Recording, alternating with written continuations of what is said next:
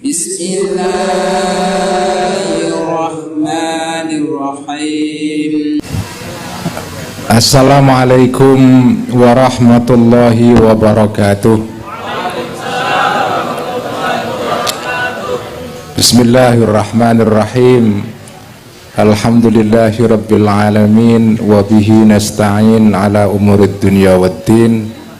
Wassalatu wassalamu ala asyrafil mursalin sayyidina wa maulana Muhammadin wa ala alihi wa ashabihi ajma'in, amma ba'd. Yang saya hormati para hadirin dan hadirat yang hadir dalam majelis hari ini. Pertama-tama saya mengucapkan terima kasih saya diberikan kesempatan untuk bisa silaturahmi dengan jamaah. Yang kedua, saya juga merasa gembira sekali karena bisa silaturahmi dengan para jamaah yang ada di sini. Kita memperingati Maulid Nabi besar kita Muhammad Sallallahu Alaihi Wasallam.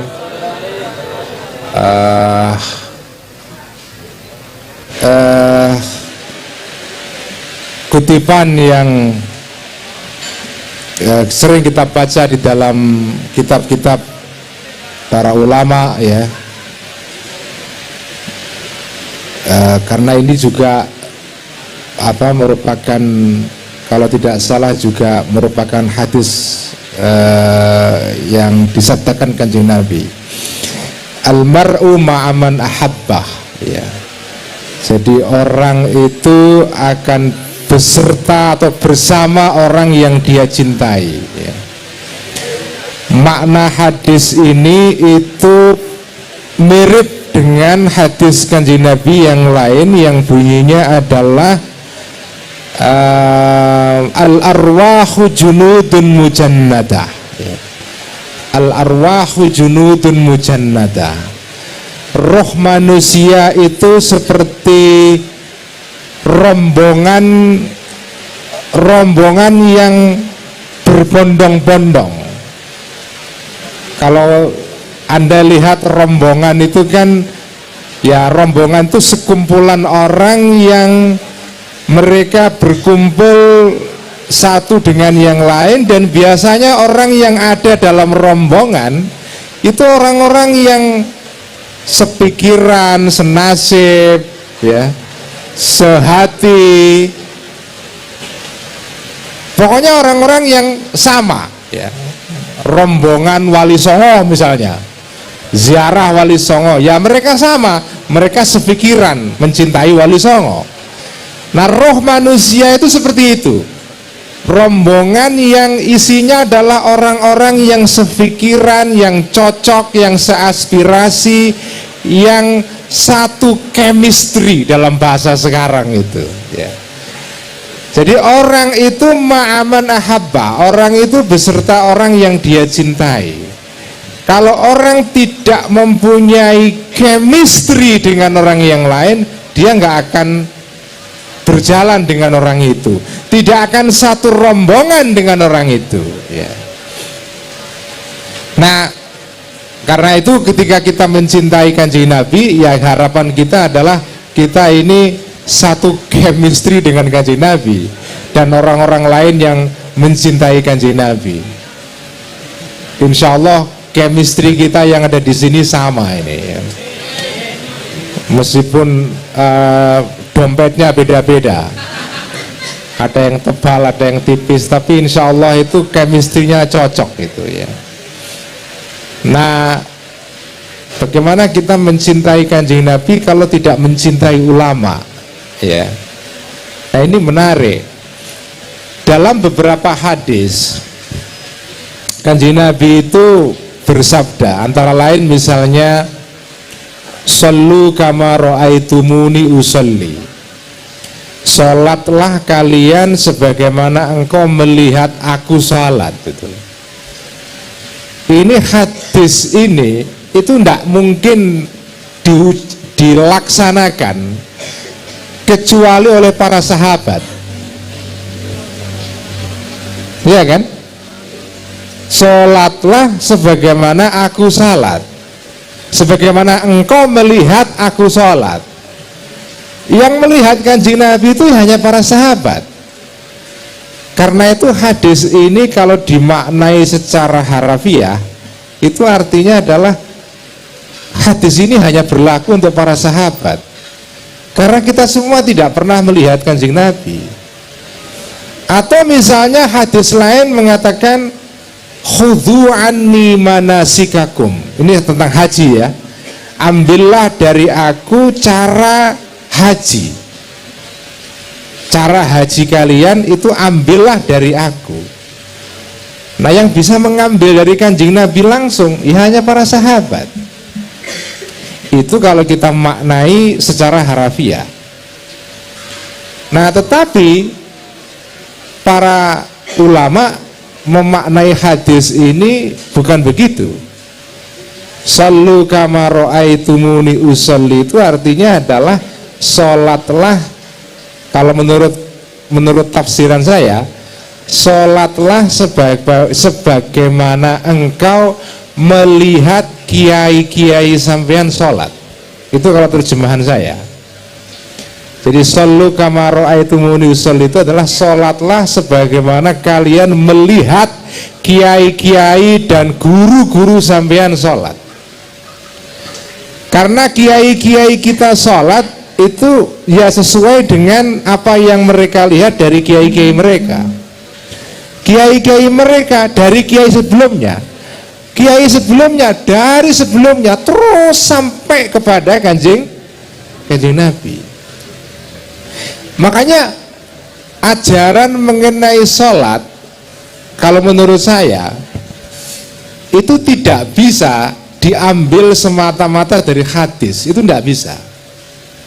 Ya, tentu saja sumbernya hadis. Hadis itu artinya adalah sesuatu yang tertulis di dalam kitab-kitab hadis itu. Itu maknanya hadis ya.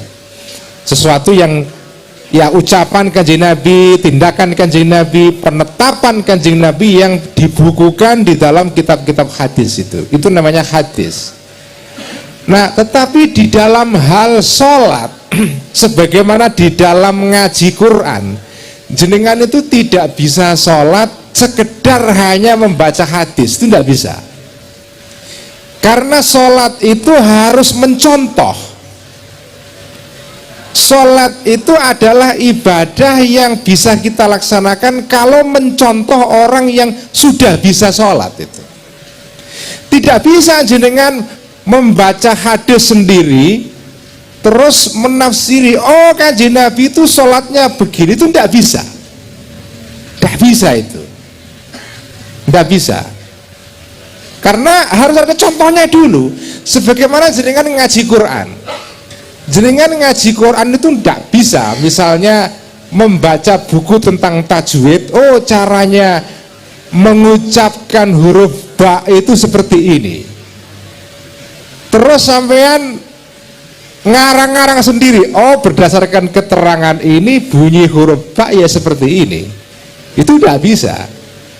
Ketika jenengan ngaji Quran harus dengan guru, karena guru ini yang mencontohkan sesuatu yang dicontohkan oleh gurunya, oleh gurunya terus sampai kepada Kanjeng Nabi. Gak bisa jenengan hanya membaca teori tok tanpa melihat contohnya. Karena sholat itu seperti keterampilan, seperti keterampilan ngukir misalnya. Tidak bisa membaca buku tentang ukiran terus ngukir, itu tidak bisa. Harus latihannya, harus mencontoh dulu terhadap orang yang sudah pernah ngukir, baru sampai bisa sholat itu. Makanya saya tuh senang sekali kalau sholat itu mengamati sholatnya para kiai-kiai. Itu saya amati itu. Ada kiai itu macam-macam, dan saya itu percaya semua sholatnya kiai ini itu sumbernya dari Kanjeng Nabi itu. Karena tidak mungkin mereka ini sholat tanpa melihat gurunya sholat, Tapi ini kiai yang beneran loh ya. Ini kiai yang beneran ini, bukan kiai Google. Karena ada sekarang ini orang yang belajar sholat dari Google. Enggak, ini orang yang kiai beneran. Saya tuh suka mengamati kiai sholat. Contohnya saya haji. Saya kebetulan dapat kesempatan sowan kepada Sayyid Ahmad bin Muhammad bin Alwi Al-Maliki, salah satu ulama besar Sunni di Mekah yang menjadi gurunya banyak para santri dari Indonesia. Karena satu-satunya atau salah satu ulama, sedikit ulama di Saudi yang tidak Wahabi adalah ya ini Sayyid Ahmad, putranya Sayyid Muhammad bin Alwi Al-Maliki, tinggalnya di Rusaifah di Mekah sana. Nah, saya sowan ke sana menjelang maghrib. Wah, saya senang sekali. Insya Allah ini saya akan menangi maghrib dan akan sholat bersama Sayyid Ahmad ini.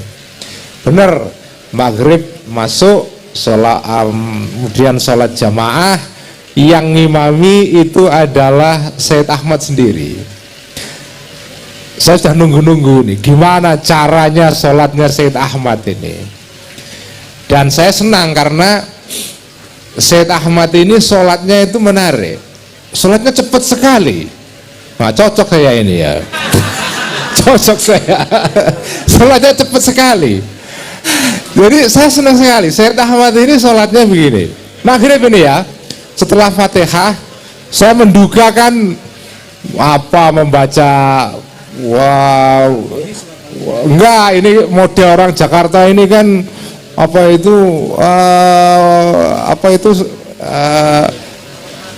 suratnya itu yang sering dibaca itu ya ayyuhalladzina amanu wal tandur nafsum ma qaddamat lihat. Wah, itu ayatnya kan itu. Atau ayatnya ya panjang lah, pokoknya kan sholat ala Jakarta atau apa itu kan sholatnya kalau baca surat panjang-panjang itu kan.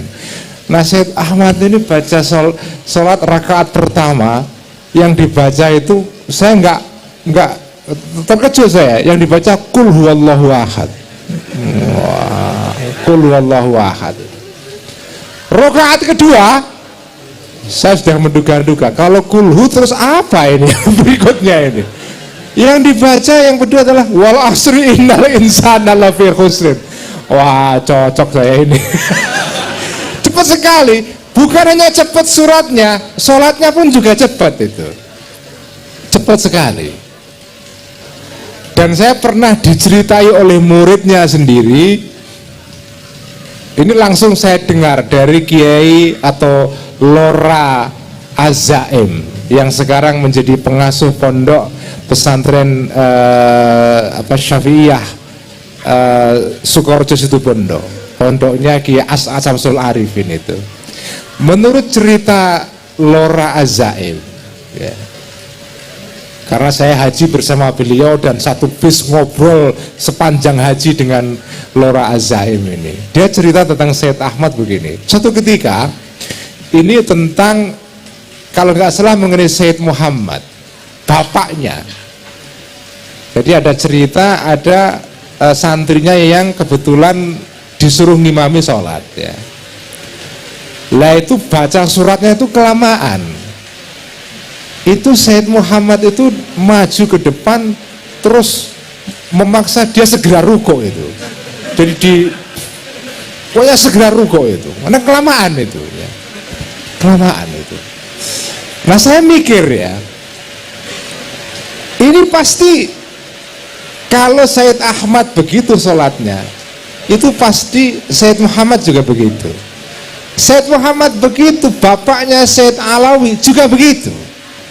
Bapaknya, gurunya pasti begitu. Ini tidak mungkin sholat ini buat-buatan ini. Ini pasti cara seperti itu juga diturunkan oleh guru-guru dari guru-guru dari guru.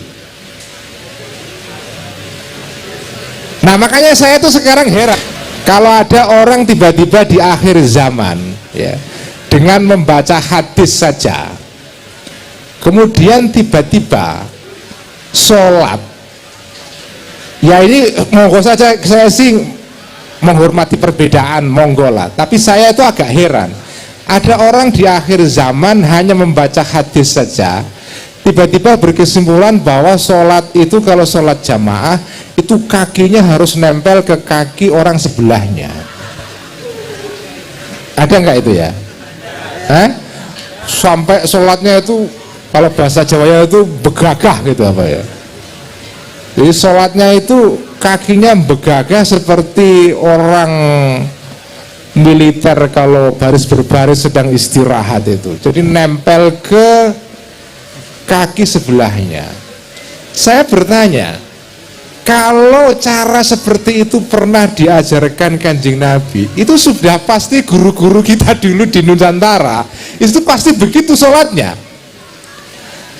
Nggak pernah saya Mbah Dola Salam, orang yang dianggap wali di sana di Pantura daerah saya, Mbah Hasyim Asy'ari, Kiai Khalil Bangkalan, Syekh Mahfud Termas, Kiai Khalil Kasingan, gurunya Mbah Bisri Mustafa sekaligus mertuanya, Mbah Bisri sendiri, Gusmus, Kiai Khalil, Kiai As-As Samsul Arifin.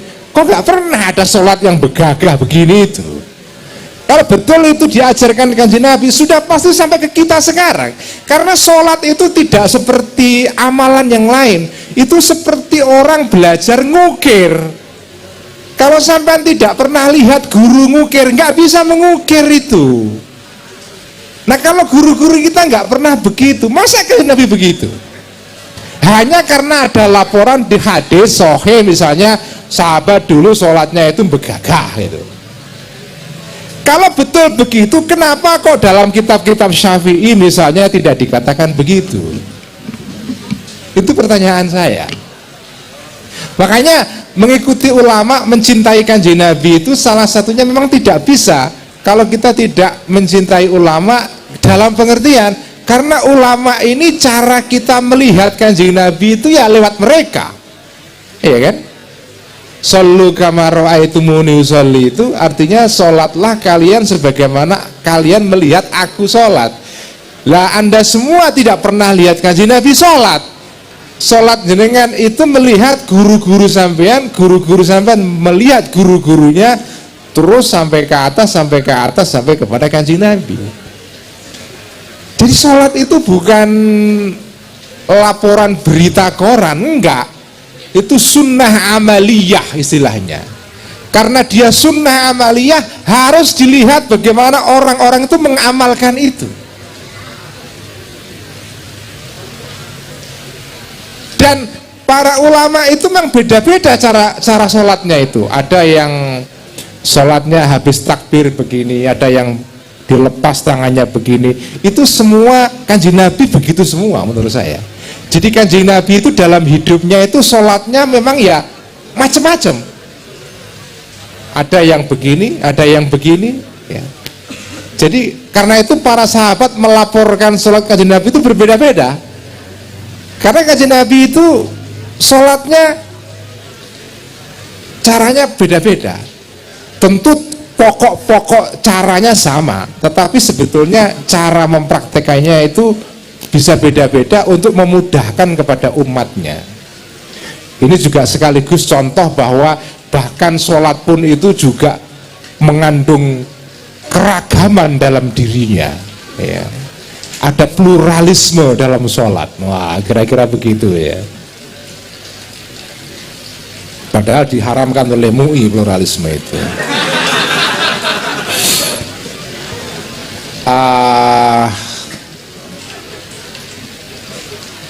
Sekian, semoga kita semua minal muhibbina li Rasulillah sallallahu alaihi wasallam. Sekian, wassalamualaikum warahmatullahi wabarakatuh.